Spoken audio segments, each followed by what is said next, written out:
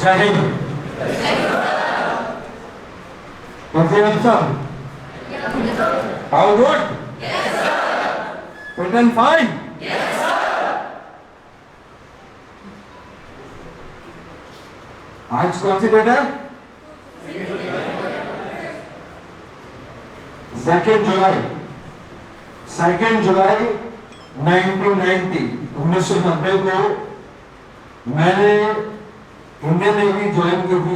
First day वो मैं 1990 में, ठीक है।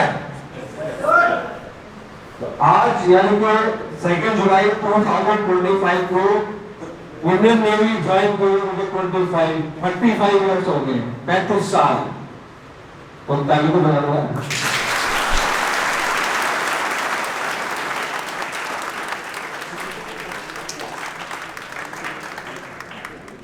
देखते देखते 35 साल बीत गए। वहां से जर्नी स्टार्ट हुई, रखना तक पहुंच गई।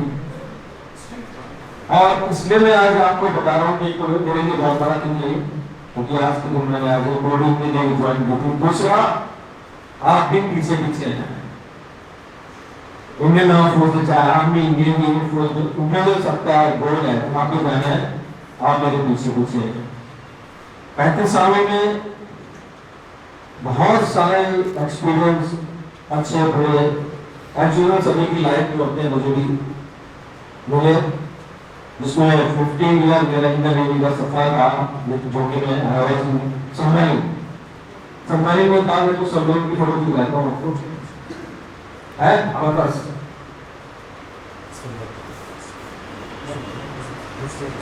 ये सबमरीन के ऊपर जो है और दूसरी शिप को खड़ा हुआ, बहुत पुरानी, आई थिंक ये 92 की फोटो है। ट्रेनिंग बेस की है, मैं कुछ भी नहीं पहचान पाऊंगा आपके और पहचानो। आगे देखो, आगे बढ़ो।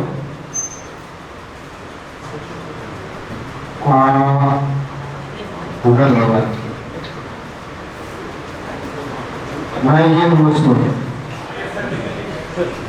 आगे उसमें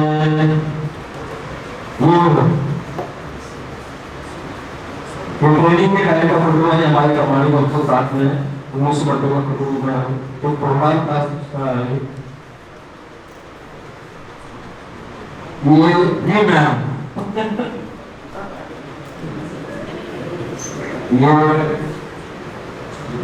जैसे ट्रेनिंग में होता है हॉस्पिटल सामने की सब करते मैंने भी किए थे।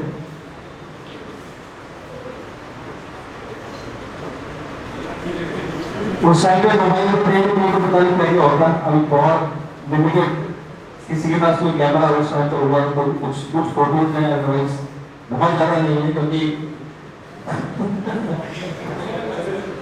ये मैम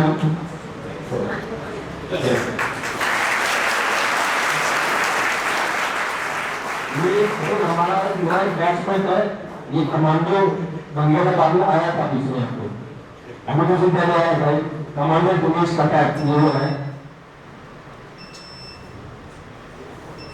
वो बीच वाला में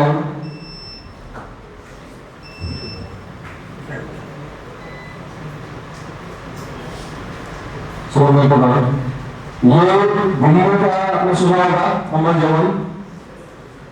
जवान जो भी सुना होगा सबने। वो तब तो फिल्म है, ये 2004 की फोटो है ये। और आप 2004 में I was the guard commander of this project. Army navy air force का एक महीने का टर्न आता है इसको मुकाबला करने के लिए। अभी तो 12 मेमोरियल कॉन्ग्रेस के बाद कोई अमर जवान डॉक्टर भी नहीं है वहाँ पर, वो 12 मेमोरियल जिसको बिल्कुल बगल में बना है ऑपरेशन होते हैं। बट उस टाइम पे आर्मी नेवी एयरफोर्स एक महीने की ड्यूटी आती थी इनकी उसको गार्ड करने के लिए। तो I was the guard commander उस 2003 की 2004 की फोटो ये मैंने। चलिए कुछ फोटो है ऐसे, ज़्यादा बहुत नहीं करूँगा आपको, तो मेरी पुरानी फोटो बता दूँ। बेसिकली मैं आप लोगों से बात भी करना चाह रहा था आपके आने वाले एग्जाम को मद्देनजर रखते हुए, जो कि 14 सितंबर को है, सबको मालूम है। मेरी आवाज है ना पिछले ठीक से आई है? 18 सितंबर को आपका एग्जाम है एनडीए का। और जो सपना कभी मैंने देखा था इंडियन आर्म फोर्सेज में यूनिफॉर्म पहनने का, मेरी प्रायोरिटी थी इंडियन नेवी, क्योंकि इंडियन नेवी की ड्रेस यूनिफॉर्म मुझे बहुत फैसिनेट करती थी। व्हाइट यूनिफॉर्म जब मैं देखता था किसी मूवी में या किसी पोस्टर में उस टाइम पे, बहुत पहले की बात बता रहा हूँ, तो बहुत फैसिनेट होता था, बहुत मुझे इंस्पायर करती थी यूनिफॉर्म कि एक दिन मुझे यूनिफॉर्म पहननी है, वो भी व्हाइट, इंडियन नेवी ज्वाइन करनी है। तो fortunately during my school days उस टाइम पे एनडीए 11 के बेस पे होता था। I have tried twice through NDA entry during I am talking about 1988। दो बार मैंने रिटर्न टेस्ट क्वालिफाई किया, एक बार में स्क्रीन आउट हुआ, एक बार में कॉन्फिडेंस आ गया असेसमेंट में। बट फिर भी मैंने अपना सपना नहीं सोचा कि एनडीए के थ्रू जब मैं नहीं जा पाया तो मुझे अपना ड्रीम को छोड़ देना है, कुछ और एंट्री के थ्रू मैंने ट्राई किया। तो मेरा था कि मुझे जाना ही जाना है फौज में। तो फिर मैं उस टाइम पे इंडियन नेवी में एंट्री ली और सिलेक्ट हुआ 2019 में, जिसको मैंने आपको दिखाया। और 31 जुलाई को 2005 को I to VRS from Indian navy.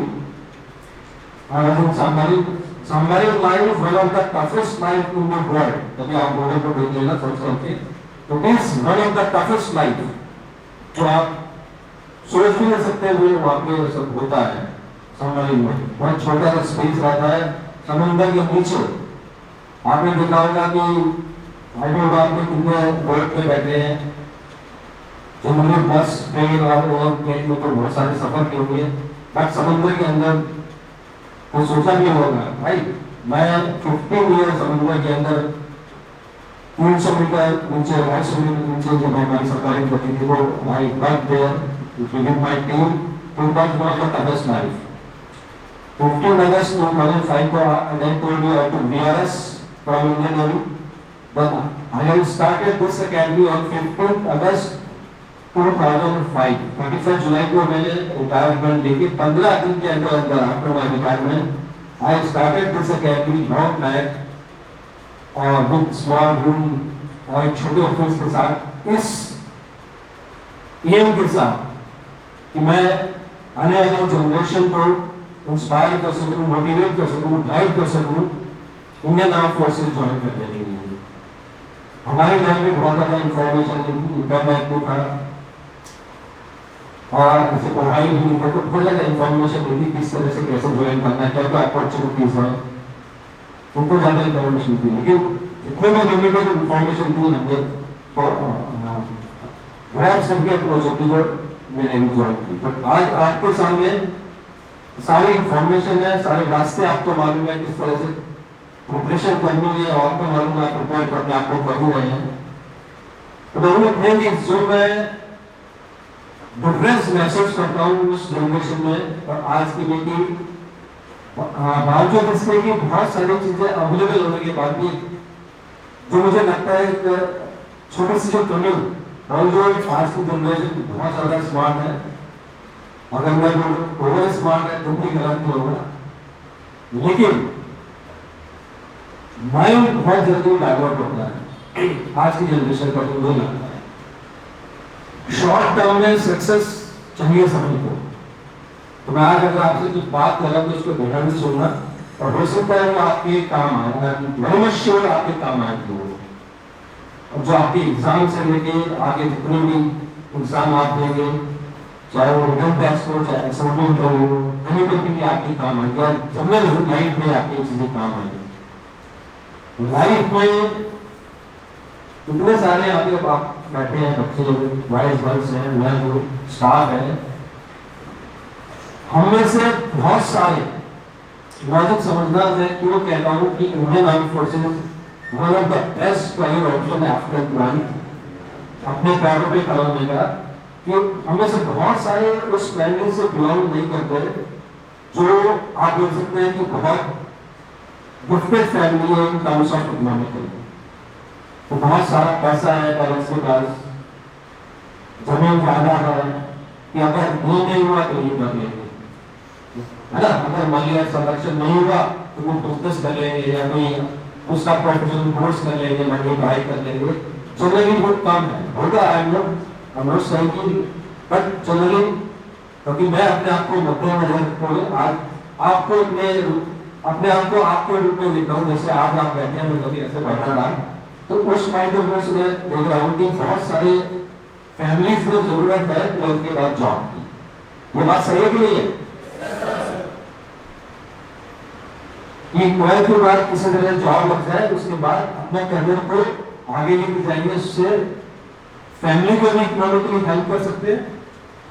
और जो सोचा है आगे ग्रोथ करने का बोले, चाहे आर्मी के थ्रू, नेवी के थ्रू या एयरफोर्स के थ्रू, अपनी पर्सनल ग्रोथ भी कर सकते हैं। ये जनरली सभी सोचते हैं, बट क्योंकि ध्यान जल्दी ही कट जाता है आजकल। एक एग्जाम में सक्सेसफुल नहीं हुए, मान लीजिए वो वीकली टेस्ट का अच्छे नंबर मिल रहे हैं या कोई यूनिट टेस्ट का अच्छे नंबर दिया है या कोई पहला एग्जाम में अच्छे क्वालिफाई हुए, तो माइंड डाइवर्ट हो जाता है। और क्योंकि आजकल सोशल मीडिया में ज्ञान फैला हुआ है, बहुत सारे ज्ञान मोटिवेटर आप देखते होंगे, आप सुनते होंगे, भरे पड़े हैं और बहुत जगह कुछ स्टूडेंट इन्फ्लुएंस हो जाते हैं।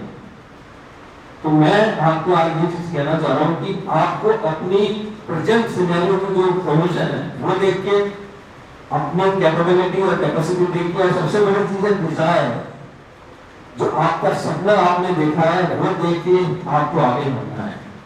डिस्ट्रैक्ट नहीं होना है छोटी छोटी नाकामियों से, छोटी छोटी असफलताओं से डिस्ट्रैक्ट नहीं होना है और कंटिन्यू प्रयास करते रहना है, जिसके लिए आप ये वीडियो में आए हैं, जो आप सोच रहे हैं उसके लिए।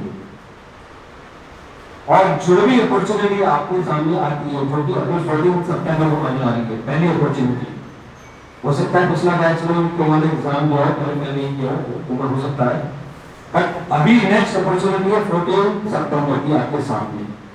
आप प्रिपरेशन कर रहे हैं, पढ़ाई कर रहे हैं, रूटीन आपका बना हुआ है, बट उससे काम नहीं चलता है। हार्ड वर्क सभी कर रहे हैं भाई, लेकिन आपको हार्ड वर्क करना है स्मार्टली। मेहनत करनी है, मेहनत सभी करना है, लेकिन मेहनत करनी है आपको स्मार्टनेस के साथ। वो लॉजिकल अप्रोच जो आने वाले आपके एग्जाम में आपको सफलता दिला सके, उसको अप्लाई करना है आपकी डेली रूटीन में। उसके कुछ स्टेप्स मैं आपको बताऊंगा। आपकी क्लासेस होगी आपका आपको सभी को मालूम है कि एनडीए का एग्जाम कितने मार्क्स का होता है, सबको मालूम है। हमें तो मालूम चलेगी होगा कि एनडीए का रिटन टेस्ट कितने मार्क्स का होता है। रिटन टेस्ट में 2 पेपर होते हैं, सबको मालूम है। एक मैथ का, एक थियरी का, वो सबको मालूम है। भाई मैं नई चीज पूछने की आ रहा हूँ, लेकिन अभी हो सकता है आपने पहले सुना भी हो, किसी का वीडियो देखा भी हो, वो चीज आपको मालूम हो, लेकिन फिर भी एक बार मैं आपको रिमाइंड कर रहा हूँ कि किस तरह से आप इस एग्जाम में क्वालिफाई हो सकते हैं और किस तरह से खाली क्वालिफाई करने से काम नहीं चलेगा ना। उसके बाद एसएसबी इंटरव्यू भी है, उसके बाद मेरिट लिस्ट भी है, तब जाके आपका नंबर उन 450-500 कैंडिडेट्स में आएगा जो फाइनली मेरिट लिस्ट में आते हैं। तो वहां तक पहुंचने के लिए पिछले कई बैच के जो एग्जाम्पल है, जो 154 कोर्स, 152 कोर्स, 153 कोर्स, व्हाटएवर जो भी कोर्स है, उसमें एक चीज कॉमन है। तो मेरिट लिस्ट में आते हुए एक चीज कॉमन है, वो आप ध्यान से देखो और अपनी प्रिपरेशन अकॉर्डिंगली आपको करना है। आउट ऑफ 900 जो मेरिट लिस्ट में टॉप में आया पिछला एग्जाम में, यानी कि 155 कोर्स में, अगर आप कौन सा एग्जाम दोगे? अगर आप कौन से कोर्स का एग्जाम दोगे?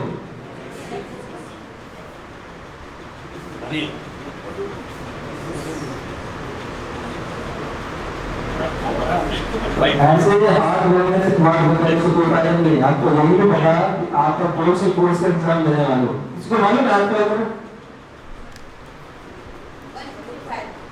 155 पक्का?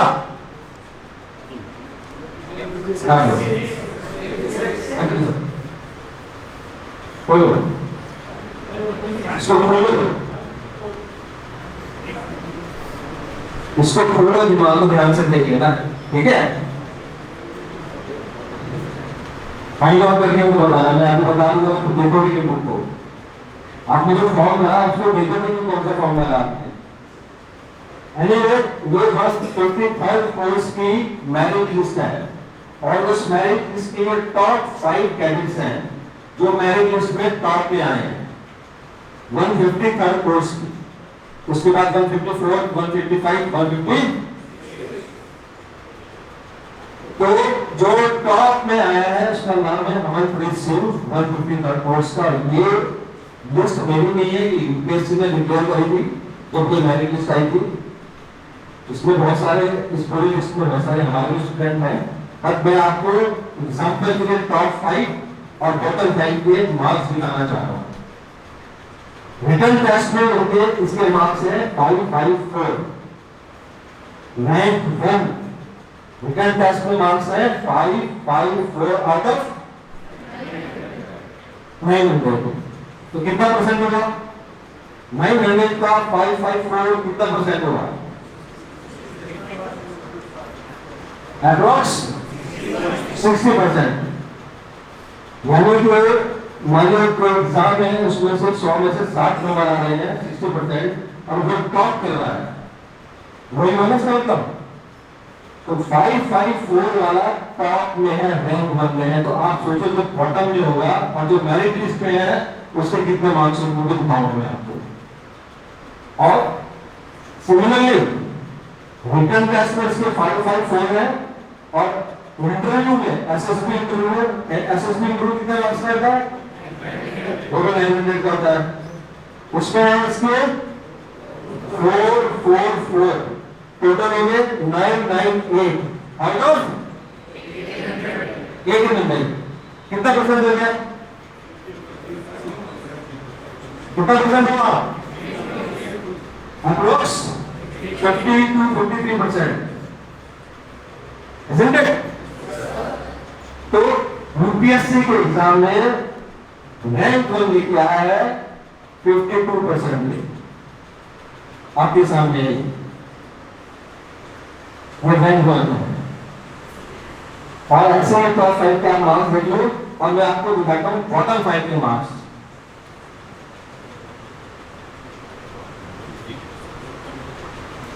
ये एनडीए 155 कोर्स की मेरिट लिस्ट के बॉटम 5 जो स्टूडेंट्स हैं, कैंडिडेट्स हैं, उनके मार्क्स हैं।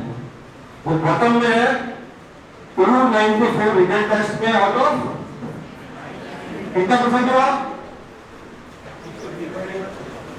अप्रोक्स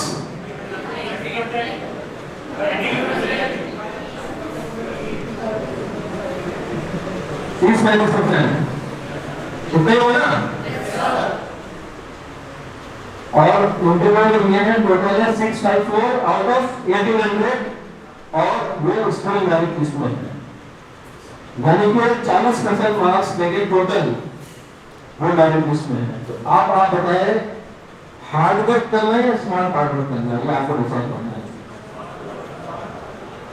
तो दैट मींस आपको रिटन टेस्ट में 50% से ज्यादा डालना ही नहीं है। भूलना कोई ऐसा एक्स्ट्रा ऑर्डिनरी इधर अमित खान साहब वाले को हो तो बात अलग है, लेकिन 50% से ज्यादा आपको सोचना भी नहीं है रिटन टेस्ट को लाने के लिए, क्योंकि जनरली आते उतने हैं। 60% तो मैंने आपको बताया, और ये तो 30% पे लास्ट वाली 35% पे। तो सेफ सेफ में आपको अपने आप को सेफ रखने के लिए आपको मेहनत करनी है। 900 में से कितने नंबर लाने की? 450। तो 50% प्रॉब्लम में मैंने आपकी वो सॉल्व कर दी,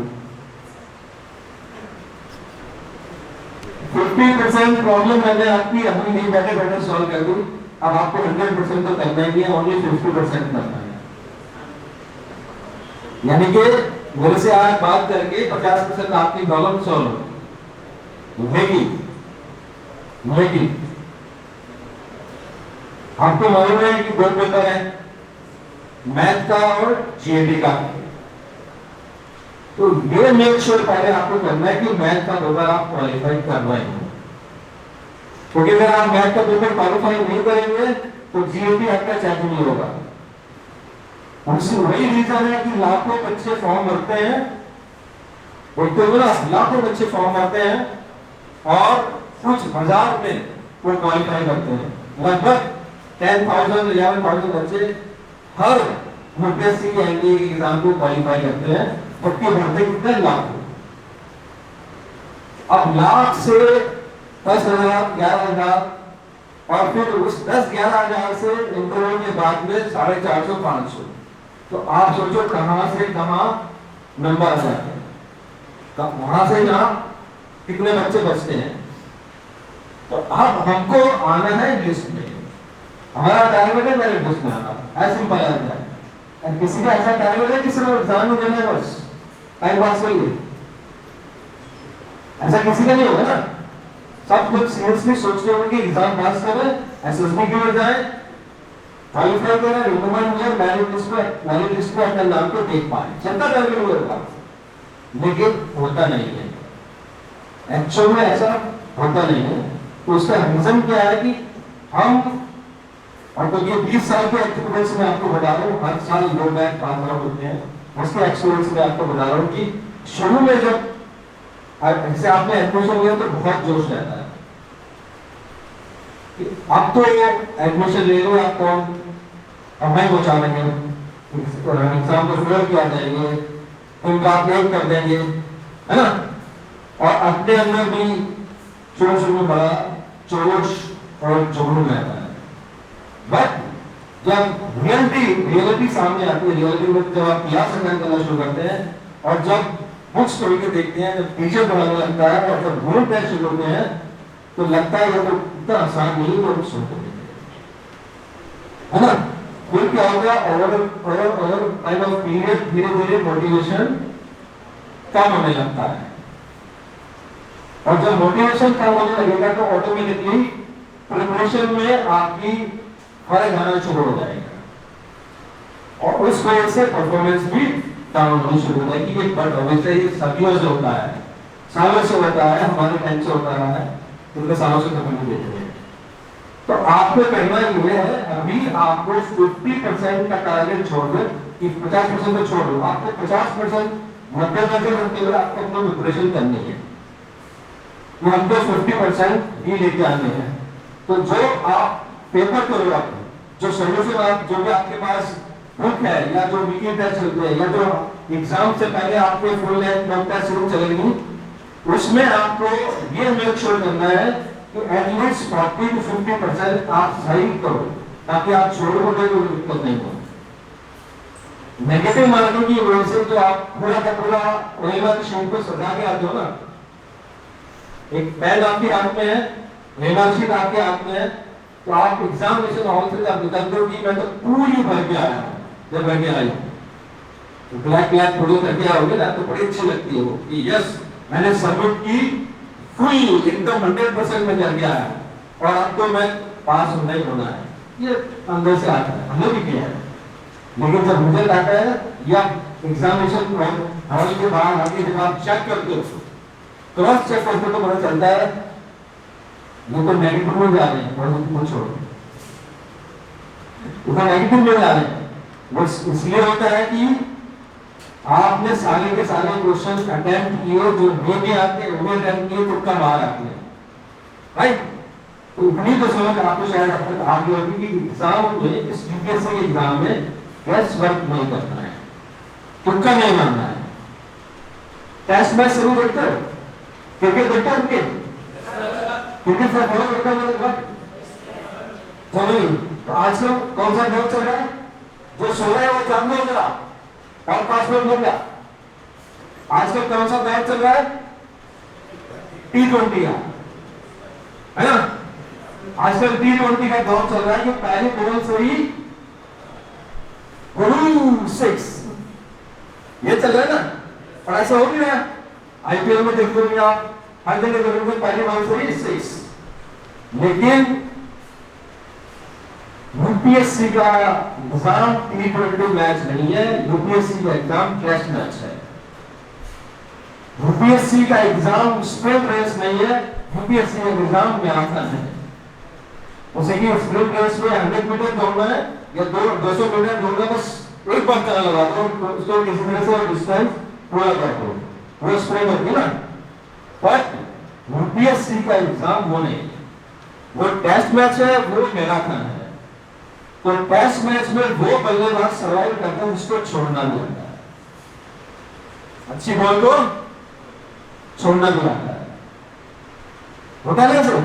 तभी वो ऐसे बैट्समैन को टेस्ट मैच के हिसाब से वो ज्यादा रन बना पाते हैं। आपने बहुत सारे देखे होंगे जो उनका डिफेंस अच्छा है, जो बॉल को लीड भी करना जानते हैं, और उन्हीं का फिर टेस्ट मैच में ले आता है और दूसरे वालों को फिर T20 में ले आता है। ये बिल्कुल क्लियर है आपके सामने। तो आपको अभी से आपकी प्रैक्टिस ऐसे बनानी है कि जो क्वेश्चन आपको मालूम नहीं है उसको छोड़ना सीखो। लालच में बताओ, टेम्परेचर में बताओ कि ये आंसर सही आ रहा है, ये हो सकता है सही हो, कल बात।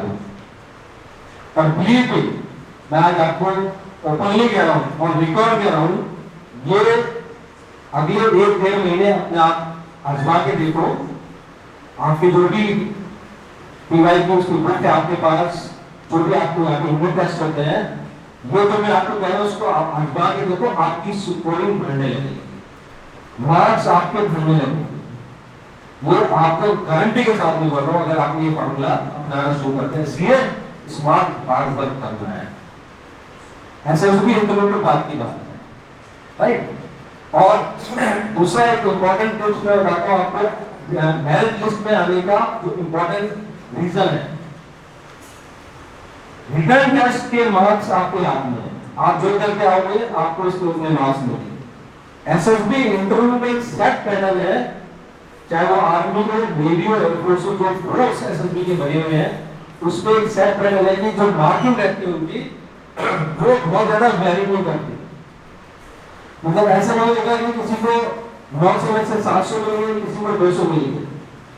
अगला ग्रुप है ना, उस पर जनरली 350, 400, 450 का एक एवरेज रहता है मार्किंग का। चाहे बहुत टॉप का कोच दोनों में नहीं, आपको दिखाया था तो जो टॉप में है एसएसबी इंटरव्यू में उसके कितने मार्क्स हैं। तो एसएसबी इंटरव्यू मार्किंग का पैटर्न लगभग फिक्स है, लेकिन रिटर्न टेस्ट आपके हाथ में है। तो जो अच्छा रिटर्न टेस्ट जो करेगा उसके ऐसे उसके मेरिट लिस्ट में आने के ज्यादा चांसेस हैं। रिटर्न टेस्ट के मार्क्स आपके मेरिट लिस्ट को ऊपर नीचे करने के लिए बहुत इंपॉर्टेंट है। तो इसलिए 50-55% का टारगेट रखो और उसमें अच्छे मार्क्स 50-55% बहुत अच्छे मार्क्स होते हैं किसी भी मेरिट लिस्ट के लिए। आप ऑटोमेटिक मेरिट लिस्ट में आ जाओगे। मेरिट लिस्ट में अगर 600 नंबर पे आए तो कोई फायदा नहीं है, मेरिट आउट हो जाओगे। मेरिट लिस्ट में तो लेकिन मेरिट आउट हो जाओगे। इसलिए टारगेट रखो 1 से लेकर 450 के बीच में फिक्स होगा, ये आपका टारगेट होना चाहिए। तो इसके हिसाब से आपको प्रैक्टिस करो और टाइम टू टाइम। अभी पहला फोकस आपका रिटन टेस्ट पे होना चाहिए। रिटन टेस्ट में क्वालिफाई हुआ नहीं और ऐसे बुद्धि है, ऐसा नहीं होना चाहिए। एसएसबी इंटरव्यू हुआ है, एसएसबी इंटरव्यू आपकी पर्सनालिटी को, आपके अंदर जो क्वालिटीज हैं, वो तो 15 ऑफिसर लाइक क्वालिटीज हैं, ये सबके अंदर है, सबके अंदर होती है। कुछ डेवलप हुई होती है, कुछ नहीं होती। वही 15 जो क्वालिटीज हमारी की वही चेक होती है अलग रूप में, नथिंग मोर देन दैट। इसी के अंदर सब कुछ आ जाता है। तो ये आप डेली लाइफ में इसको अभी से कर सकते हो। इसमें कोई भी ऐसी चीज हो जिसके लिए आपको अलग से पढ़ना पड़ेगा, ये आपकी डेली लाइफ है। जो आपका पर्सनल बिहेवियर है, लीडरशिप क्वालिटी है, ये आप डेली लाइफ में सीख सकते हैं। तो you are not learning anything new. कुछ टेक्निक्स है वो आपको ड्यूरिंग योर असेंबली क्लासेस बता देंगे, बट वो सेकेंडरी है।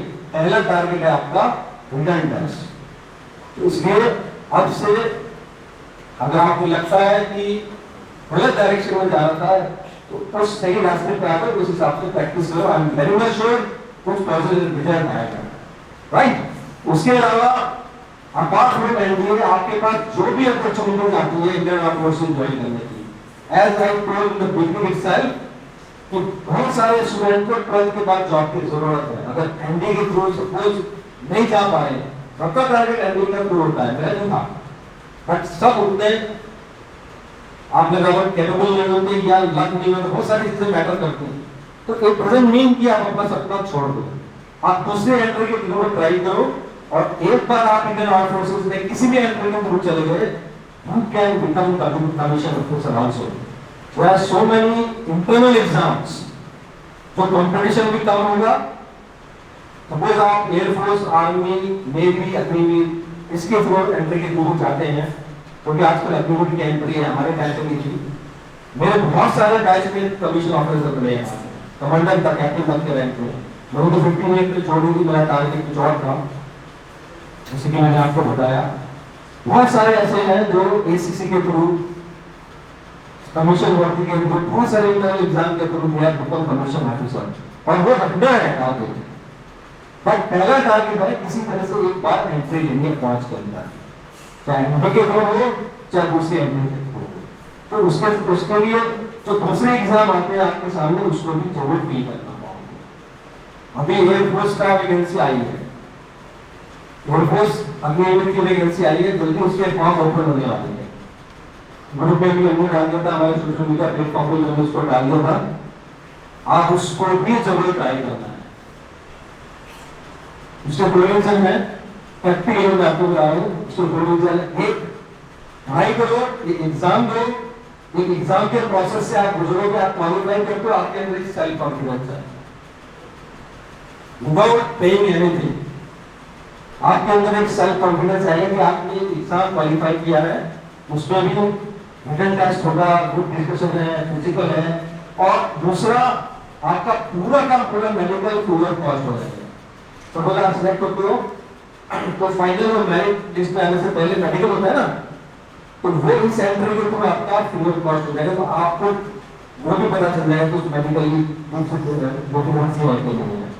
और तीसरा मोस्ट इंपॉर्टेंट, सपोज आप एग्जाम क्वालिफाई करके एयरफोर्स के साथ बता रहा हूं, नेवी को बता रहा हूं, आपके हाथ में ज्वाइनिंग लेटर आता है सपोज, तो उस दिन आप डिसाइड करो सर्कमस्टेंसेस के अकॉर्डिंग, अपने सर्कमस्टेंसेस के अकॉर्डिंग कि ये कर सकता हूं कि नहीं कर सकता हूं। नहीं कर नहीं करते हो कोई दिक्कत नहीं है। एटलीस्ट लास्ट बाद में तो है कि मैंने एक एग्जाम क्वालिफाई किया था, मेरे पास ज्वाइनिंग लेटर था, लेकिन मैंने खुद ज्वाइन नहीं किया, अलग बात है। बट ये कॉन्फिडेंस आपको लाइफ भर काम आएगा, बिलीव मी। तो इसलिए कोई छोटा मत समझो, कुछ बड़ा मत समझो, टारगेट आपका जो ऑप्शन है उसके अकॉर्डिंगली चलो। हिंदी का पहला टारगेट है 100% उस पर फोकस करो, उसके बाद दूसरे एग्जाम को आप जरूर भरो। ये मेरी पर्सनल एडवाइस है आपको। बाकी choice is yours. As a mentor, with experience, जो मेरे को इतने साल का एक्सपीरियंस है, उसके बेस पे मैं आपको बता रहा हूँ, ट्राई जरूर करना। यस, 15 अगस्त को वीडियो की एनिवर्सरी होती है। 15 अगस्त 2005 को ड्रोन डिफेंस अकेडमी की स्थापना होती है। और आई तो सो यहाँ पे जो ऐसा होगा बैठा हुआ जो तक वो पहले पौधा में होगा ऐसा नहीं है जो अलग पार्ट की जिसका बॉन्ड होगा पार्ट का स्टूडेंट में वो है ना 2005 का होता तो एनडीए होता तो होते ही नहीं। तो दैट मींस आपके पैदा होने से पहले ड्रोन डिफेंस अकेडमी ओपन हो चुका था। तो कुछ बता रहा हूँ, कुछ बोल रहा हूँ, तो उसका मतलब है कुछ, राइट? ये कहना चाहता हूँ। तो 15 अगस्त 2025 यानी के अगले महीने हम 21वें साल में प्रवेश करने हैं। तो उस दिन यहाँ पे प्रोग्राम होगा, फ्लैग होस्टिंग होगी, फूड डिस्ट्रीब्यूशन होगा, बट उससे ज़्यादा important, all the flag hosting से ज़्यादा इम्पोर्टेंट कुछ नहीं होता। फिर भी उस दिन आपको यहाँ पे एक 6 मंथ की करंट अफेयर की मैगजीन मिलेगी, जो हम हिंदी कर रहे हैं, जो पिछले लास्ट 6 मंथ में जो मद्देनजर रखते हुए आपके एनडीए और सीबीएसई के एग्जाम को मद्देनजर रखते हुए बनवाई हुई है, विल गिव यू मैगजीन। और उस मैगजीन से अगर आप पढ़ लेंगे तो वो जो करंट अफेयर की क्वेश्चंस हैं जो आपके आने वाले एग्जाम में आपको बहुत सारे उसमें से मिल जाएंगे, राइट। दूसरा एक black ball pen, magic black ball pen मिलेगा, वो आपको प्रीमियर शीट में एनडीए एग्जाम को यूज करना है। मैजिक पेन का मतलब ये खुद चलने लगेगा, वो सही आंसर करेगा।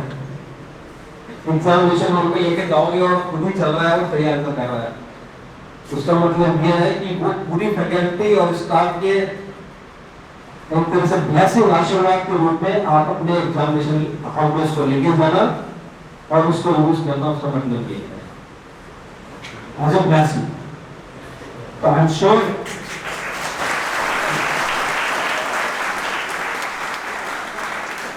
ये जिंदगी में लाइफ में सक्सेस पाने के लिए एल्डर की ब्लेसिंग बहुत जरूरी है ना।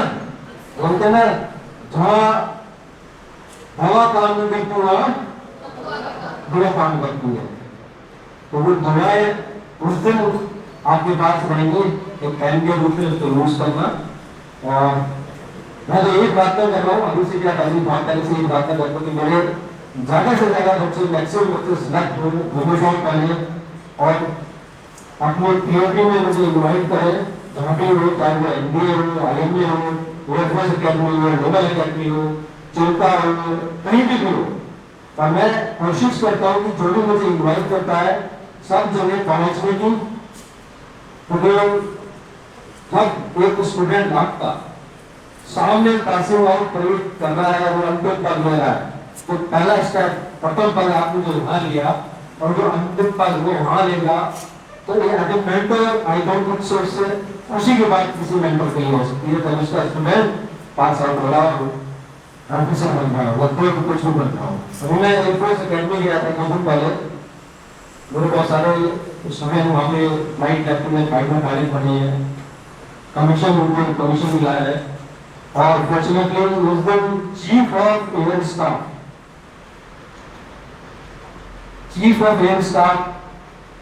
Air marshal air Singh sir, present थे, बिल्डिंग ऑफिसर, अब चीफ गेस्ट, उनसे मिलने का मौका मिला। अभी आपने ऑपरेशन सिंदूर देखा होगा, तो उसमें अपनी टीवी में बहुत बार उनको आपने देखा होगा। तो एक्चुअल में सोसाइटी में रियल लीडर है, वो बड़ी लीडर होते हैं, रियल लीडर होते हैं। अगर आपको उनसे मिलने का मौका मिला और उसी जगह पे आपके बहुत सारे स्टूडेंट पास आउट हुए हों, तो आई डोंट सो उससे बड़ी खुशी किसी भी मेंटर के लिए, किसी के करने के लिए हो सकती थी।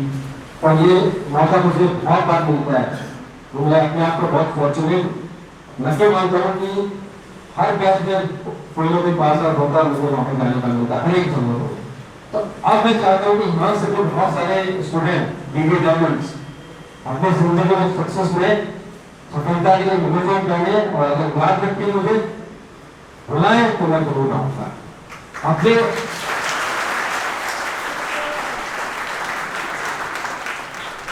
अपने स्टूडेंट के साथ जो मेरा रिलेशन है मैं कभी नहीं भूलता। दूसरे वाला सामने वाला धोखा है, अलग बात है, पर मैं कभी नहीं भूलता। बहुत सारे मेरे स्टूडेंट आज भी कोई करने का है, कोई कमांडर है, कोई मैनेजर है, अलग बड़े रैंक पे, कोई शिपिंग में कैप्टन है, और हर एक रैंक पे बहुत सारे मेरे आज भी टच में है। जैसे बात में तो कहीं भी मैं ऑफिस में जा चुका हूँ, कहीं भी कहीं फैमिली फंक्शन में जा चुका हूँ, तो बहुत खुशी होती है। मैं चाहता हूँ ये खुशी मुझे आपसे मिलती, मेरी बस इतनी सी इच्छा है।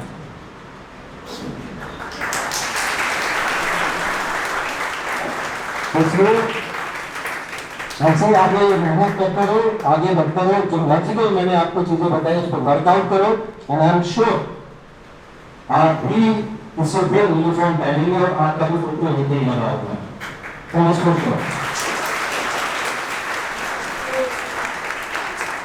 लास्ट में अगर आप में से किसी के पास कोई क्वेश्चन है, कोई डाउट है, कुछ भी पूछना चाहता है, I am in front of you, you can ask without any hesitation, पूछ सकता है। Anybody have any question, doubt, inquiry, something? Yeah, इसको भी नहीं करेगा।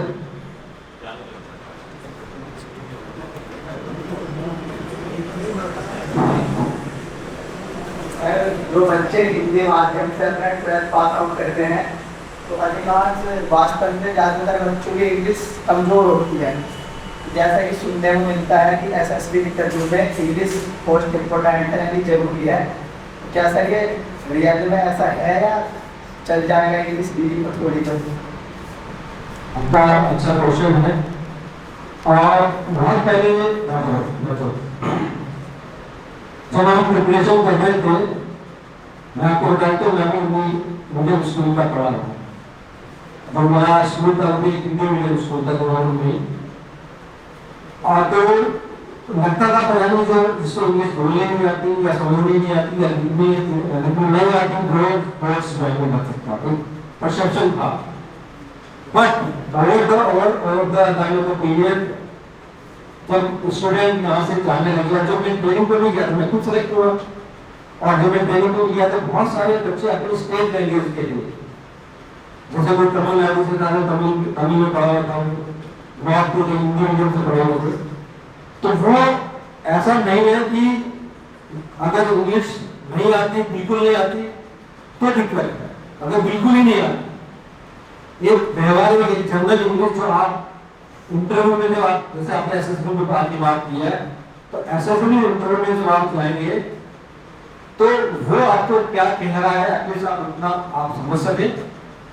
और जब आप आंसर दे, आप उसमें कोई आपके कोई क्वेश्चन पूछा, अगर आप थोड़ा में इंग्लिश में नहीं बता पाए तो डजंट मैटर, थोड़ा बहुत बोल पाए, बाकी आप हिंदी में उसको एक्सप्लेन कर दो तो वो एक्सेप्टेबल है। लेकिन अगर बिल्कुल भी नहीं आ रहा है, ना समझ आ रहा है, ना बोल रहा है, तो इसमें मुश्किल है। दैट मींस 100% इंग्लिश होना चाहिए, और ऐसा भी नहीं कि अगर 100% इंग्लिश नहीं आती तो हो भी जाएगा, ऐसा भी नहीं। थोड़ा बहुत होना चाहिए, आप अपने बात उसको समझा सके, मिक्स लैंग्वेज में उसको नहीं चल सके। बाकी अगर वीक है जनरली मतलब होता ही है, ऐसे बड़े सीबीएसई बोर्ड की हो, क्योंकि जनरली हम जहाँ से आते हैं, प्लेन हो गया हो, यूपी के एरिया हो या हरियाणा से हो या उत्तराखंड से हो, तो फैमिली बैकग्राउंड लगा हुए रिश्तेदार फ्रेंड जैसे रहते हैं, जहाँ पे इंग्लिश में बात जनरली नहीं हो, तो एक माहौल नहीं बन पाता है। तो उसके लिए उस मैंने कोर्स क्लासेस ऐसे होती है, उसको अटेंड करो और थोड़ा सा अपने आप को इम्प्रूव करना जरूरी है, दैट इज सो। पर 100% मिले ऐसे जरूरी नहीं। क्लियर?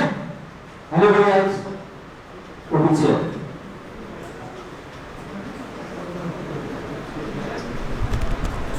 सर हमारा मैथ्स कमजोर है, तो फिर हम मैथ्स में मतलब क्या स्ट्रेटेजी लगा के बात कर सकते हैं?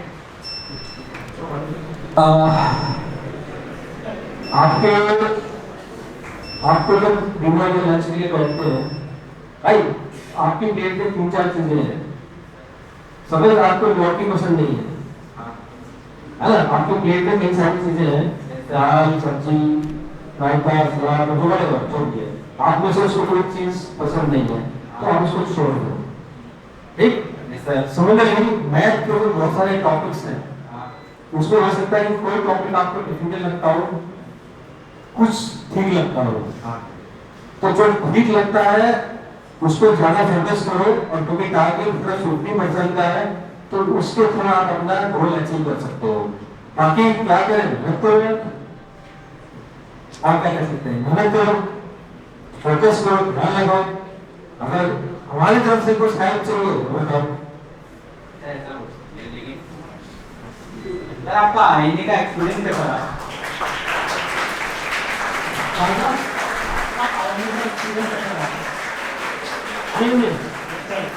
इंडियन नेवल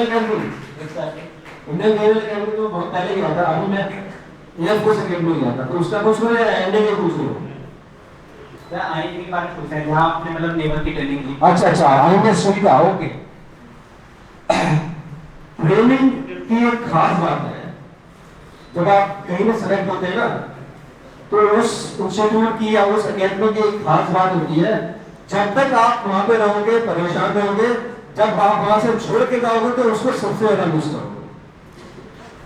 और मेरा एक्सपीरियंस है, हमारे बैच का एक्सपीरियंस ये रहा, आज भी अगर सबसे खूबसूरत जो मेरी नेवल करियर के दिन है वो आईएनएस सुविधा के हम मैंने अपनी ट्रेनिंग करी। टफ थी लेकिन उससे ज्यादा मजा आज तक नहीं आया। आपको पनिशमेंट, आपको अवार्ड्स, आपको drill, PT, parade, study, swimming, there were so many activities जो आप साथ करते हैं, मिलकर करते हैं। अगर कोई गलती करता है तो पूरी प्लाटून को सजा मिलती है। रगड़ा कितना मिलता था? रगड़ा, हाँ, रगड़ा मतलब तगड़ा। तो रगड़ा कितना मिलता था? तगड़ा मिलता, तगड़ा मतलब बहुत ज्यादा मिलता है।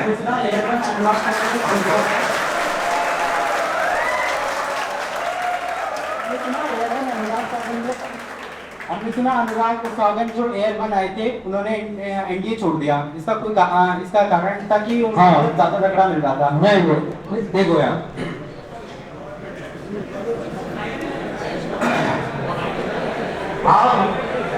सुनो अच्छा क्वेश्चन है इसका। अभी क्या है, पिछले कुछ सालों से ये ट्रेंड चल रहा है कि वो एआर 1 2 आ रहे हैं, छोड़ रहे हैं एनडीए। तो उसका रीजन ये है, जो तुमने कहा बात में सही है, कि फिजिकल टफनेस उतनी नहीं रही है, क्योंकि स्पोर्ट्स खेलते हुए आजकल बहुत कम खेलते हैं, ग्राउंड में समय कम लोग गुजारते हैं, बजाय इसकी मोबाइल में समय ज्यादा गुजरता है।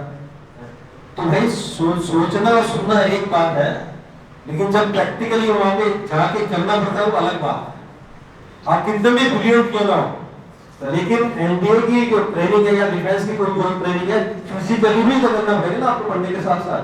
तो अगर आप अपने आप को इसके लिए प्रिपेयर नहीं करोगे तो फिर छोड़ोगे अल्टीमेटली, छोड़ने पड़ेगा। मतलब एक दिन हम मतलब हम एनसीसी में है, तो फिर हमारा जो बी सर्टिफिकेट अमरकंटक की कैंप किया था, ट्रैकिंग कैंप। तो फिर हम वहाँ पे मतलब जब खाना खा रहे थे तो हमारा जो सीनियर था इसने मेरे मुंह पे चाय फेंक दी थी। तो फिर ये बताओ कि सर ये इंडिसिप्लिन है या फिर रगड़े का ही पान है? ये डिसिप्लिन है, ये डिसिप्लिन है।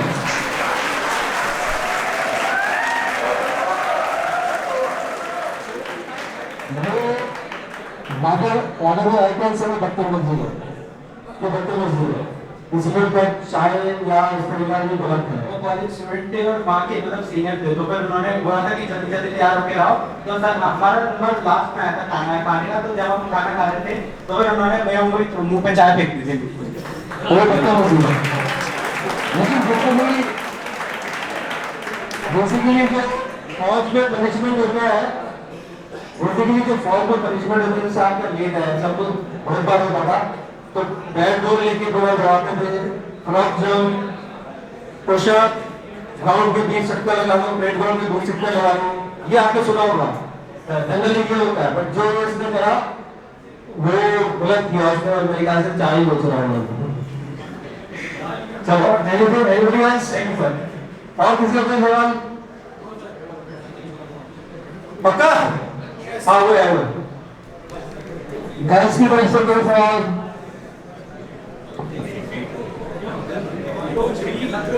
जय सर। सर मेरा एक क्वेश्चन ये है कि ऐसा आप डिफेंस स्टूडेंट्स है सर, डिफेंस स्टूडेंट, तो हमें हर चीज के पीछे पॉजिटिव रहना पड़ता है। तो सर लाइफ के आपके एक्सपीरियंस के हिसाब से मुझे मतलब एक ऐसा कोड दे दीजिए सर, जो मतलब ये हर चीज के पीछे मैं पॉजिटिव सोचूं, मतलब मेरे को किसी चीज के लिए नेगेटिव मेरा मतलब उसकी तरफ मोटो ही ना जाए, क्योंकि ऐसा ह्यूमन नेचर हम हर चीज का नेगेटिव देखते हैं। तो सर एक आप एक डिफेंस लाइन से आप हैं सर, तो मतलब ऐसा क्या एक पॉइंट है कि हम हर चीज में पॉजिटिव सोचे सर? मोबाइल है ना, इधर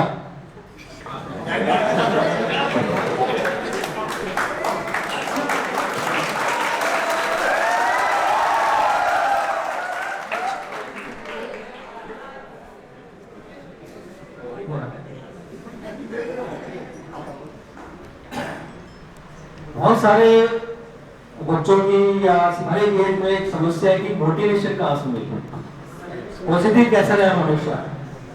कौन सी चीज हमको इंस्पायर कर देते पूरे दिन भर कि हम अपने गोल की तरफ, अपने लक्ष्य की तरफ बढ़ते रहें, है ना। तो हम बहुत सारी चीजें दुनिया में ढूंढते फिरते हैं, कोई लेक्चर ढूंढता है, कोई किसी का मोटिवेटर का वीडियो देखता है। तो ध्यान रखो, और मैं अपने एक्सपीरियंस से बता रहा हूँ कि दुनिया में अगर आपको कोई मोटिवेट करके रख सकता है या कोई पॉजिटिव आपको बना के रख सकता है, वो आप खुद। अब क्योंकि यहाँ पे मिरर नहीं है, इसलिए मैंने ये मोबाइल में कैमरा ऑन करके सेल्फ मोड में डाला है। अब उसमें आपको कौन दिख रहा है, और पकड़ो में आपको इसमें कौन दिख रहा है आपको, देखते रहते हैं आपको। एक मिनट में, एक सेकंड देख, 30 सेकंड में आपको देखो।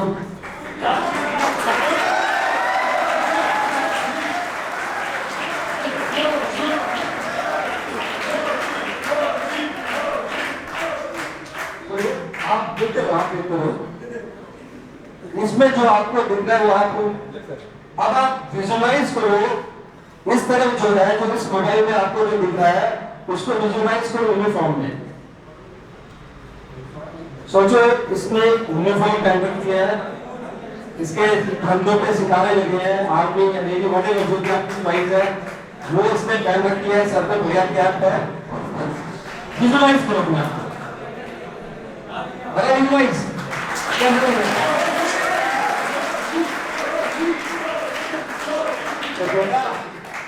जब भी सुबह आप उठते हो, सबसे पहले जब भी आप घोड़े देखते हो तो मिरर में जो आपको दिख रहा है उसको बोलो बंदे में या बंदे में या कम कुछ कर सकता है वो, और यूनिफॉर्म में अपने आप को विजुअलाइज करो।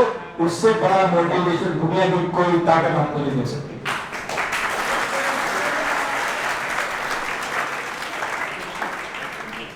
Anybody else? हाँ बोलो।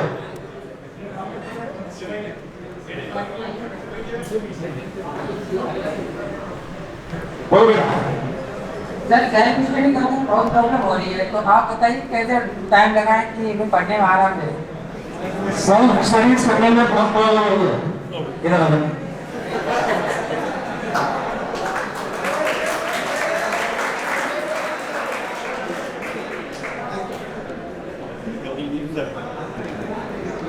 वो बता कि तेरे पास मोबाइल में होता है, हाँ हाँ मोबाइल देखिए आप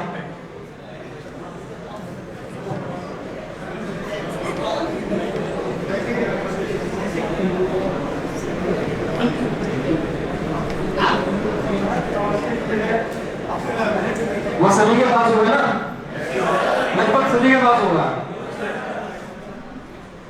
तो आपको सेल्फ स्टडीज करने में कौन रोकता है? क्या कर हो रहा है? तो जो आपको मालूम है कि आपको सेल्फ स्टडीज करने से या आपके एम को रोकने के बीच में कोई अगर बाधा हो रही है तो वो ये है, तो सबसे पहले आपको क्या करना चाहिए? एक हथौड़ा लाना, हथौड़ी लाना है कि कोई हथौड़ी ला, एक पत्थर ला, बोल दो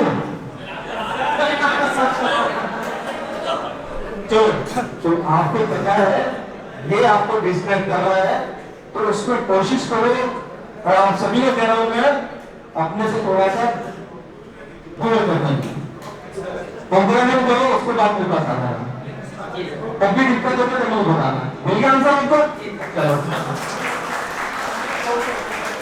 और कोई? हाँ पूछे जो गर्ल्स में भी पूछो, किसी को कुछ सवाल है तो गर्ल्स क्वेश्चन पढ़ेगा तो नो क्वेश्चन या सर जैसे जब क्लास लेते हैं तो माइंड डाइवर्ट हो जाता है सर, क्लास लेते लेते कहीं और पहुंच जाता है, इतने में सर वो जो पढ़ाई और कंसर्न है वो छूट जाता है पूरा, इतने में माइंड डाइवर्ट हो जाता है सर।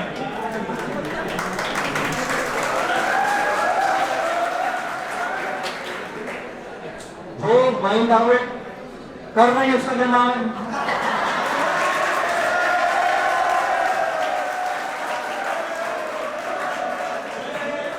इधर आएगा ऐसे जरूर नहीं आएगा।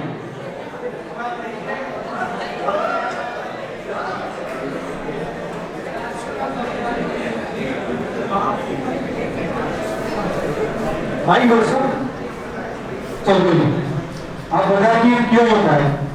सर जैसे जो पुरानी सेरेमनी होती है जैसे वो याद आ जाती है, या फिर जो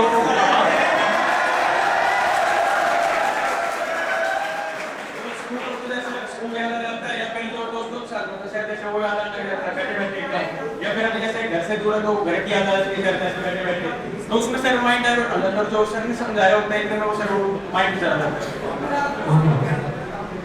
सुनो सुनो, ये बहुत सारे लोगों को समस्या होगा, पता नहीं है ना घर पे नहीं होगी। माइंड डाइवर्ट होने का कई सारे रीजन है। एक रीजन मोबाइल में है, दूसरा रीजन है युवा अवस्था। जिस अवस्था में आज आप हैं, जिस एज में आप हैं, उसमें बहुत सारे रिलेशन होते हैं। अब आप क्या घर वालों की वजह से घर वालों से आप बात कम करते हो, बात करते हो, कम ही करते हो। और आपके फ्रेंड्स हैं, गर्लफ्रेंड है आपकी,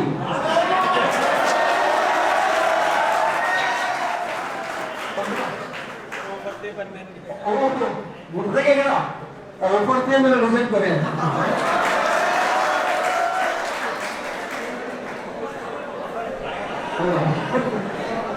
अच्छा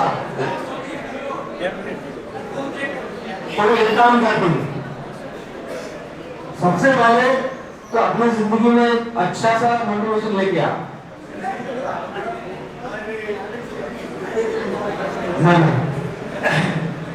तो बेटा ऐसा है कि जैसे कि ये मोबाइल आपने देख लो, आपको सिस्टर करता है, थोड़ा सा योगा शोगा शुरू करो, अपने आप के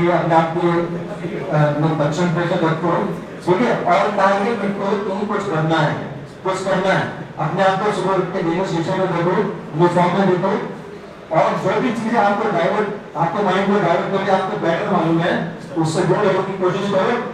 और डेली सुबह 15 मिनट कम से कम ऐसे आप जिंदगी योगा करो, ठीक है, ओके, जाओ। और पूरा हो गया, मेरे को आए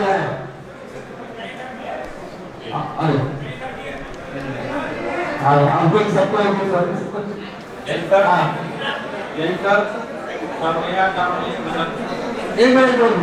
जैसे सर मैं बचपन से अपने मम्मी पापा से अलग रहा हूँ पढ़ाई के लिए, तो सर ऐसा रहता है कभी कभार कि जैसे पेरेंट्स से मैं अलग रहा हूँ शुरुआत से, तो थोड़ा इंटरेक्शन जो रहता है पेरेंट्स के साथ तो थोड़ा कम लगता है। कभी कभार ऐसी सिचुएशन आ जाती है कि थोड़ा खराब लगने लगता है कि मतलब ऐसा हुआ कि मैं अपने पेरेंट्स से क्यों दूर रहा।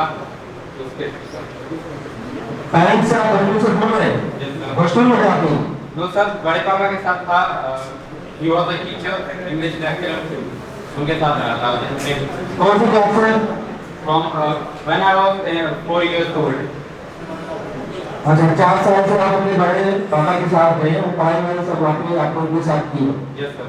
और उसके पेरेंट्स से पूरे उसमें मिस करते हैं आपको, मिस करते हैं ना?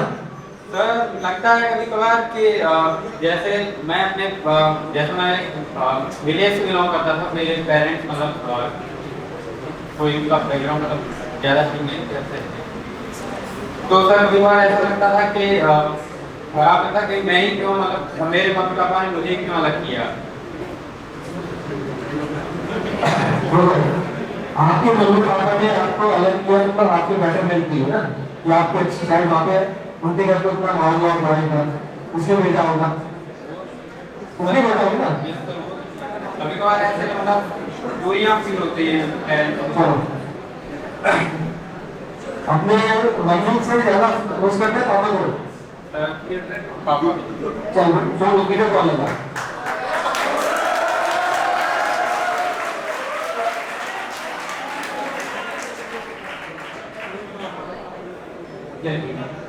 अपने पापा को वीडियो कॉल लगा, वीडियो कॉल लगा मालूम है?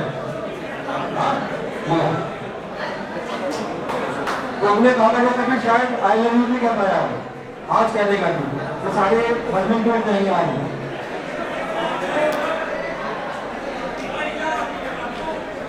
वीडियो कॉल लगो।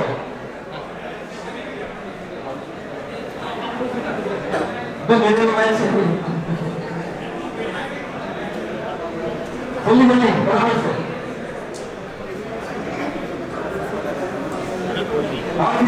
मिनट में किसी का सवाल है, लास्ट सवाल। हाँ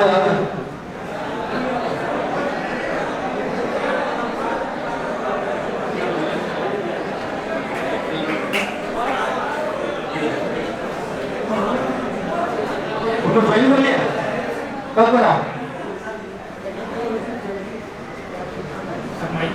हाँ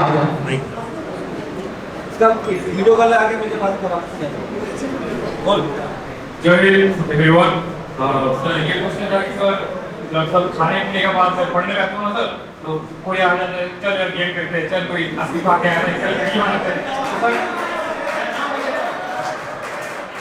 तो सर मैं नाम लेता हूँ ये 5 मिनट बाद सर नहीं यार कुछ नहीं। नमस्कार सर,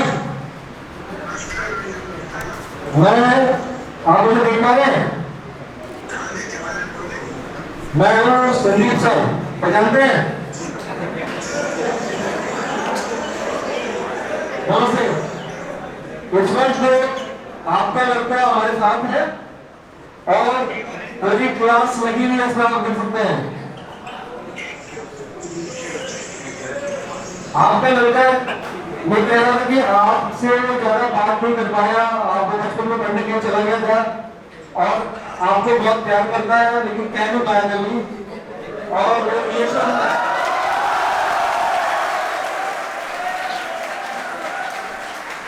वो जो बोल रहे हैं सर डेवलप नहीं हो पाए सागर चंदा, तो आज वो जंजीरें मैं तोड़ा रहा हूँ।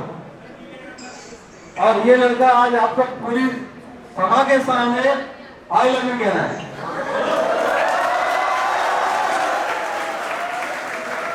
हिंदी में मम्मी पापा बोल रहे हैं, वाह नमस्ते जी। तो आज आपको प्रियांशु आज आपको सबके सामने आई लव यू कह के आपको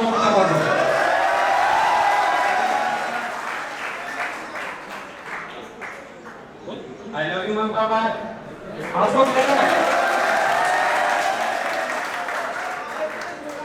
देखो उसके हाथ में आंसू आ गए।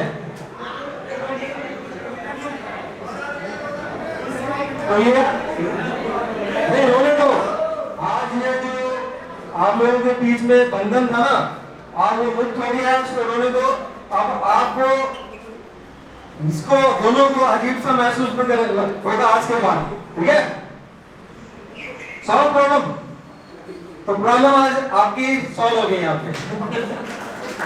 Thank you.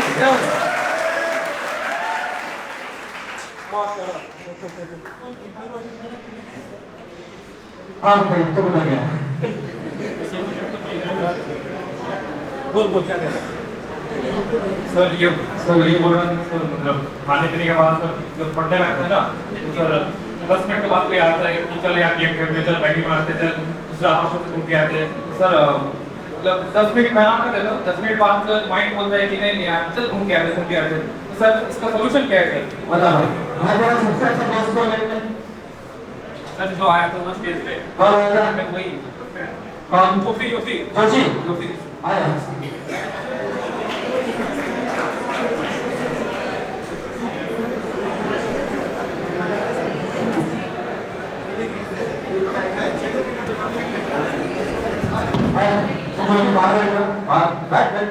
एक ग्रुप देना कोई भी।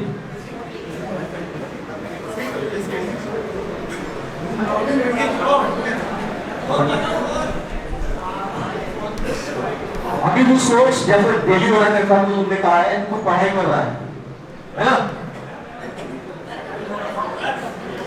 और थोड़ा दोस्त में डिस्टर्ब करने आ रहा है। आई तुम जैसे डिस्टर्ब करता है बताता कैसे लगता है? आया इधर कब करते हैं? चल बोल।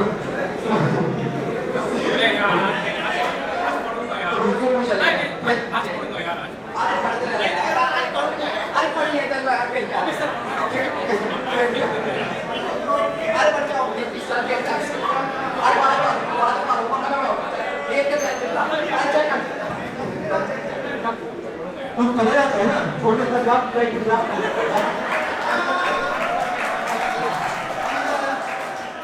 ये मतलब है मैं दोबारा अब फिर से आप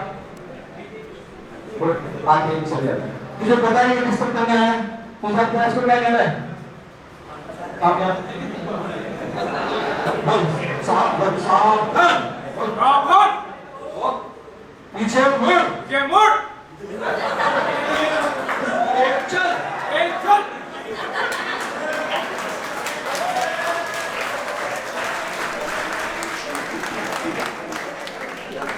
समझ गया? और अगर ये किसी को डिस्टर्ब करना है तो सेम तो क्या कॉम्प्रोमाइज तो भैया सोल्यूशन भी आप के हाथ में है, कुछ और के हाथ में नहीं है। ऐसे दोस्तों को पीछे मुड़ा के तेज और नहीं सुनते तो एक अगर फिर भी नहीं सुनते भाई ठीक है। अरे सुमा चल रहा आया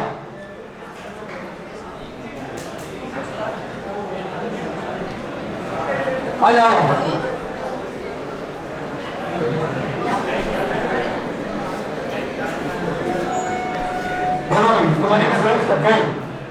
मेरा क्वेश्चन है जैसे हम सारे बच्चे कोई भी काम करते हैं तो हम अपने आप को प्रेशर के अंदर हैंडल फील करते हैं, तो प्रेशर को हैंडल कैसे करेंगे जब कोई भी काम करते हैं, पढ़ते हैं चाहे छोटी जैसे हम क्रिकेट में मार्क्स लास्ट ओवर में हम काम को डिफाइन कर रहे हैं तो हम ऑटोमेटिकली अपने आप को प्रेशर फील करते हैं, तो फिर प्रेशर हैंडल होता है ना स्टडी में ना फ्रेंडशिप में ना किसी चीज में। तुम्हारी एक मिनट एज कितनी है अभी? 72। 17 साल में इतना प्रेशर है। 17 साल की छोटी सी एज में इतना प्रेशर। एनीवे प्रेशर होता है एक्सपेक्टेशन का। Yes sir. हमसे बहुत सारे लोग एक्सपेक्ट कर रहे हैं बहुत सारी चीजें। हमारे पेरेंट्स एक्सपेक्ट कर रहे हैं कि जिसको लिया है हम उसमें सक्सेस उनको मिले। yes, हमारे दोस्त एक्सपेक्ट कर रहे हैं कि हमें बड़े बड़े घुमाए खिलाए है ना। Yes sir. अलग अलग दोस्तों में बहुत सारे एक्सपेक्टेशन है और सबसे बड़ा एक्सपेक्टेशन क्या खुद से है कि मैं कर पाऊंगा या नहीं कर पाऊंगा कैसे होगा, तो इस वजह से प्रेशर ऑब्वियसली फील होना स्वाभाविक है। तो इसलिए सबसे पहले तो आपको अपने आप को प्रेशर से मुक्त करो।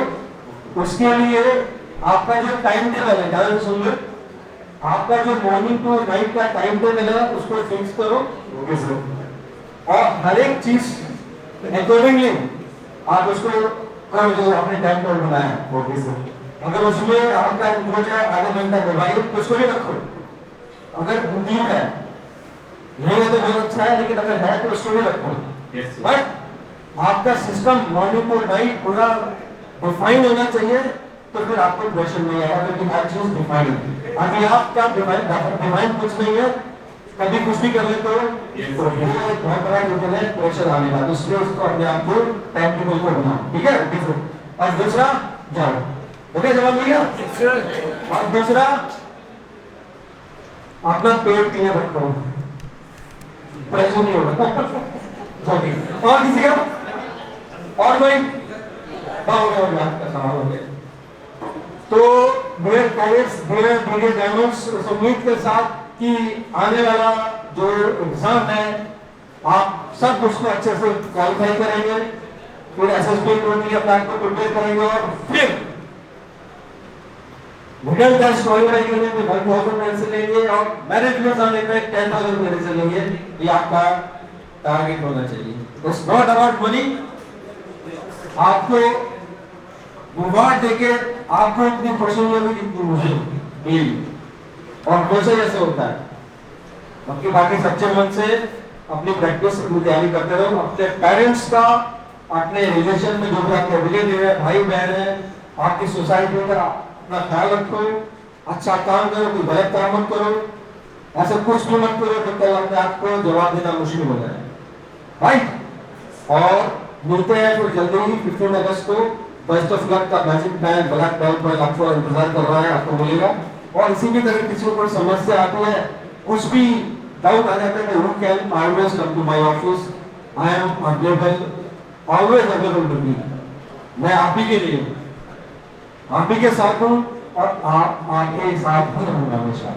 Thank you very much.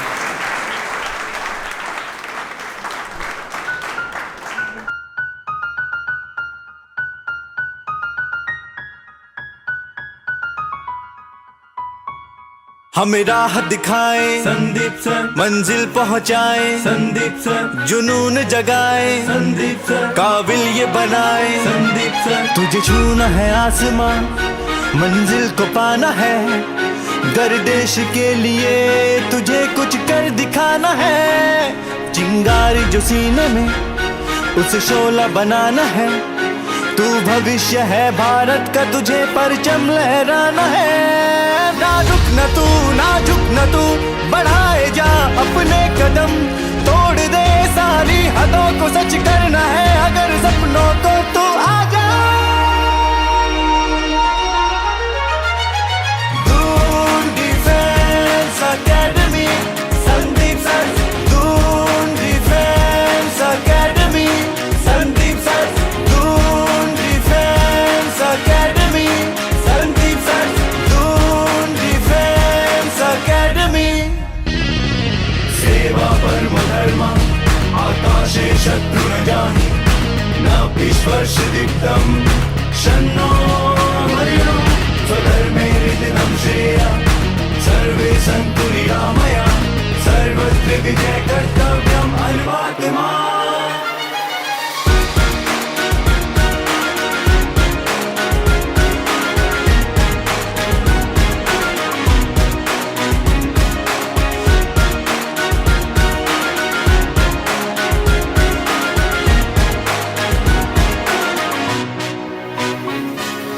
NDA का परचम पूरे देश में लहराया, हर बच्चे की उम्मीदों को पूरा कराया। शहर का हो बच्चा चाहे गांव का वो हो, हर एक बच्चे को ज्ञान से काबिल बनाया। सपना सजाना नहीं करके दिखाना, संदीप सर साथ है तो क्या ही घबराना। वर्दी से प्यार अगर एनडीए में जाना, तो पूरा करने सपनों को डीडीए में आना। राह मुश्किल है तुझको चलना है, माँ बाप का नाम ऊंचा करना है। गिर गया तो क्या फिर से उठना है, हौसलों को जोड़कर आसमां में उड़ना है। तूफान बन उड़ता हुआ, फौलाद बन तपता हुआ, तोड़ दे सारी हदों को, सच करना है अगर सपनों को तो आजा। Doon defence academy Sandeep sir, Doon defence academy Sandeep sir, Doon defence academy Sandeep sir, Doon defence. जय हिंद। अभी आपने देखा आज बहुत सारे डीडी डायमंड के साथ इंटरेक्शन था, उनके कईयों के बहुत सारे क्वेश्चंस थे, डाउट्स थे, कुछ जेन्युइन थे, कुछ इस एज के अकॉर्डिंगली थे, तो उनको कोशिश की है क्लियर करने की। और जिन भी बच्चों ने क्वेश्चन पूछे हैं वो ऑलमोस्ट सभी के एक जैसे होते हैं इस उम्र में। तो जो भी स्टूडेंट मुझे सुन रहे हैं, जो देख रहे हैं, अगर आपके भी डाउट सेम थे या क्वेश्चन सेम थे तो आपको आंसर मिल गया होगा। तो बेसिकली अभी आपका प्राइमरी जो फोकस होना चाहिए, टारगेट होना चाहिए, आपके अपकमिंग एग्ज़ाम पे होना चाहिए। किस तरह से आपको वो अचीव करना है वो मैंने आपको अच्छे से बताया है, बार बार बताया है। और भी आगे जब भी मौका या ज़रूरत लगेगी मैं आपके बीच आता रहूँगा। Sandeep sir is always for his DD diamonds students के लिए हैं, कल भी थे, आज भी हैं और कल भी रहेंगे। बाकी उम्मीद और कोशिश यही है कि बहुत सारे बच्चों को और मोटिवेट कर सकूँ। आज 2 जुलाई है 2025, 2 जुलाई 1990 को मैंने इंडियन नेवी ज्वाइन की थी। आज 35 साल पूरे हो गए हैं इंडियन नेवी ज्वाइन किए हुए, और अभी 15 अगस्त को 21 साल हो जाएंगे डीडी को ओपन हुए हुए। हज़ारों बच्चे आज इंडियन आर्म फोर्सेज और मर्चेंट नेवी में हैं, सभी रैंक्स में हैं, सभी यूनिट में हैं, सभी शिप में हैं, सभी एयरक्राफ्ट में, सब जगह आज डीडी डायमंड्स हैं जो अपना परचम लहरा रहे हैं। और मेरी ज़िंदगी का तो मकसद यही है कि आगे और भी यंगस्टर्स को, बॉयज़ एंड गर्ल्स को प्रेरित कर सकूं, मोटिवेट कर सकूं, गाइड कर सकूं अपने एकेडमी के माध्यम से। इंडियन आर्म फोर्सेस, मर्च नेवी या फाउंडेशन कोर्सेज़ के लिए उनको ज्वाइन कराने के लिए। और ये कोशिश लगातार चलते रहेगी जब तक जान में है जान। और आज इस मौके पे जैसे कि मैंने बताया कि आज 35 ईयर हो गए हैं, मैं अपने बैचमेट्स को भी स्पेशली धन्यवाद देना चाहता हूँ। और सबसे बड़ा थैंक्स मैं इंडियन नेवी को कहना चाहता हूँ कि जिसकी बदौलत, जिसकी वजह से जो मैं हूँ आज, उसी की वजह से हूँ। अगर इंडियन नेवी नहीं होती तो शायद मैं भी इस मुकाम पे नहीं होता। तो उसका तहे दिल से शुक्रिया अदा। मेरे तमाम जितने भी सीनियर रहे हैं, ऑफिसर्स रहे हैं, मेरे जूनियर रहे हैं, बैचमेट रहे हैं, फ्रेंड्स, रिलेटिव, सभी का तहे दिल से एक बार फिर से शुक्रिया अदा। और लास्ट में dear DD diamonds, Indian arm forces या मर्चेंट नेवी एक ऐसा YouTube channel प्लेटफॉर्म है जो and आपके don't सपनों forget को ना to सिर्फ press bell साकार icon. करेगा बल्कि और ऊंचाइयों पर लेके जाएगा। तो कंटिन्यू प्रयास करते रहे, मेहनत करते रहे, अपने पेरेंट्स का, अपने रिलेटिव्स का, भाई बहन का, सोसाइटी का ख्याल रखें, रेस्पेक्ट करें एल्डर्स की, और कोई भी ऐसा काम ना करें जो कल आप या आपके पेरेंट्स या आपके गुरुजन शर्मिंदा हों। Share this video. Thank you very much. जय हिंद।